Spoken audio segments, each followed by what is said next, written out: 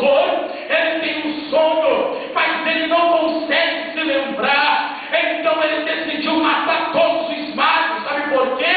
E todos os sábios da Babilônia, porque ninguém conseguia interpretar ou tentar lembrar o sonho que ele teve. Mas por causa da obediência de Daniel, de não se contaminar com os manjares do rei, a Bíblia fala que Daniel, ele pediu tempo para que pudesse estar orando a Deus. E neste tempo que ele orou a Deus, a Bíblia fala que Deus, ele deu a revelação para Nabucodonosor, aonde falou da sua estátua que ele estava prestes a levantar, de cerca de 27 metros de altura.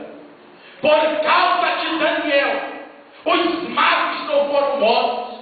Por causa de Daniel, todos os magos da Babilônia se livraram da morte. Então começou a surgir um pouco de inveja, começou a surgir um pouco de intriga. Sabe por quê? Porque Nabucodonosor se acostumou com Daniel. Nabucodonosor se acostumou com este jovem que tanto se destacava por causa daquilo que Deus o abençoava usando na revelação. Então Daniel, ele foi bem sucedido na Babilônia e foi colocado como um dos maiorais na terra da Babilônia. Mas sabe o que aconteceu?